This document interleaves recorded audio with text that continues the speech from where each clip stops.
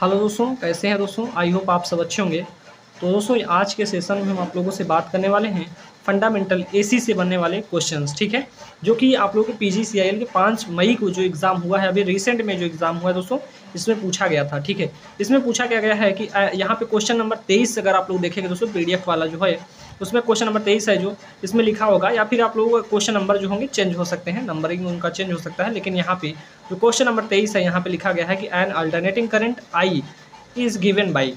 दोस्तों यहाँ पे कोई अल्टरनेटिंग करंट्स है, या अल्टरनेटिंग मतलब प्रत्यावर्ती धारा जो दिया है उसमें दिया गया धारा जो है उसमें हमें क्या फाइंड करना है दोस्तों। जैसे करंट की वैल्यू यहाँ पे गिवन है हमें, ठीक है, 141.4 साइन 400 पाई टी ए यहाँ पे दिया हुआ है, यानी ए मतलब एम्पियर में दिया हुआ है, उसकी यूनिट है। ठीक है, पूछा गया है फाइंड द टाइम पीरियड, यानी यहाँ पे आवर्तकाल की बात की गई है। टाइम पीरियड को हिंदी में क्या कहते हैं दोस्तों, यहाँ पे लिख देता हूँ मैं, यहाँ पे इसको आवर्तकाल बोलता हूँ। ठीक है, टाइम पीरियड को क्या बोलते हैं, आवर्तकाल। यहाँ पे हमें गणना करनी है। ठीक है, तो यह जो हमारा करंट की वैल्यू दिया है इससे हमें क्या किसकी गणना करनी है भाई, टाइम पीरियड की गणना करनी है, यानी हमें यहाँ पे ज्ञात करना है हमें मेरे भाई टाइम पीरियड को। ठीक है, चलेगा। इसको कैसे निकालते हैं, इसको कैसे कैलकुलेट किया जाता है, सबसे पहले हम इसको बताते हैं। ठीक है, तो यहाँ पे आई टी जो दिया है दोस्तों इसको ध्यान रखिएगा, क्योंकि ये टाइम के रेस्पेक्ट में दिया है इसलिए यहाँ पे आई टी लिखा है। ठीक है, 141.4 यहाँ पे लिखा है साइन।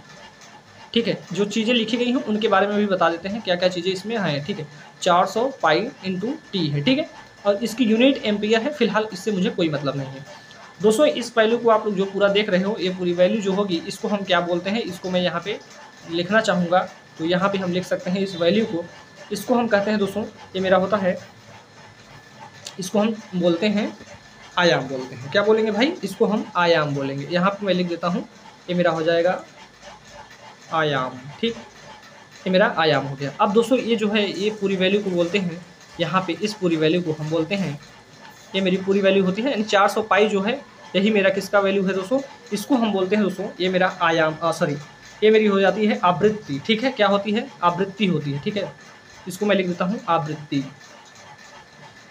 आवृत्ति मतलब ये ओमेगा की वैल्यू है। ठीक है, यहाँ पे मैं लिख सकता हूँ ओमेगा। दोस्तों एक चीज़ ध्यान रखिएगा, जब हमें ओमेगा इतना पूरा दिया हुआ है लिख सकते हैं, यहाँ पे ओमेगा बराबर हमारा क्या हो जाएगा, यहाँ पे कलर चेंज कर देते हैं, ओमेगा बराबर हमारा क्या हो जाएगा दोस्तों, 400 पाई हो जाएगा। क्या हो जाएगा, 400 पाई। और एक चीज़ और ध्यान रखना है, जो हमारा आवृत्ति होता है इस आवृत्ति को हम लिख सकते हैं 2n पाई। ठीक है, यानी ओमेगा बराबर यहाँ पे लिख सकते हैं, चूँकि ओमेगा बराबर होता है हमारा, यहाँ पे लिख सकता हूँ चूँकि ओमेगा बराबर 2n पाई।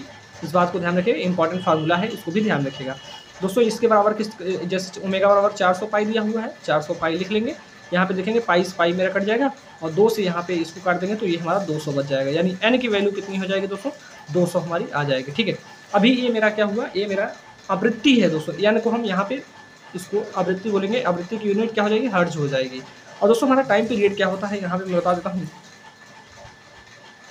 टाइम पीरियड, इसी टाइम पीरियड को हम क्या बोलते हैं दोस्तों, इसी को हम बोलते हैं आवर्तकाल। आवर्तकाल जो होता है दोस्तों 1/n होता है। ठीक है, 1/n का मतलब होता है दोस्तों कि 1 बटा कितना हो जाएगा, 200 हो जाएगा, और इसको कैलकुलेट करेंगे दोस्तों तो ये 0.005 हो जाएगा। ठीक है, अगर हम आंसर को यहाँ पे मैच करना चाहेंगे दोस्तों तो कोई नहीं आ रहा है, तो इसको पॉइंट वाइज यहाँ पे मतलब खिसकाइए, पॉइंट शिफ्टिंग मेथड आप लोग जानते होंगे, तो इसको हम लिख सकते हैं 5 × 10⁻³ लिख सकते हैं, और इसी को हम लिख सकते हैं दोस्तों 5 मिली सेकेंड, क्योंकि हमारा जो टाइम पीरियड की यूनिट होती है सेकंड में आती है, तो यहाँ पे 5 मिली सेकेंड जो होगा हमारा बी ऑप्शन करेक्ट रहेगा। ठीक है दोस्तों, तो इस प्रकार से आई होप आप लोग इस प्रकार से क्वेश्चन को कर पाओगे। अगर एम्पलीट्यूड पूछा जाएगा, आयाम मतलब होता है एम्पलीट्यूड, एम्पलीट्यूड पूछा जाएगा तो एम्पलीट्यूड इसका यही होता है। ठीक है, लेकिन आपके एग्जाम में कुछ इस प्रकार से क्वेश्चन पूछा जाता है। ठीक है दोस्तों, आई होप आप लोगों को यह क्वेश्चन समझ में आया होगा। कहीं पे भी डाउट होता है दोस्तों तो प्लीज़ आप लोग कमेंट बॉक्स में पूछ सकते हैं विदाउट हेजिटेशन के साथ, और चैनल पे नए हैं भाई तो चैनल को सब्सक्राइब भी जरूर करेंगे।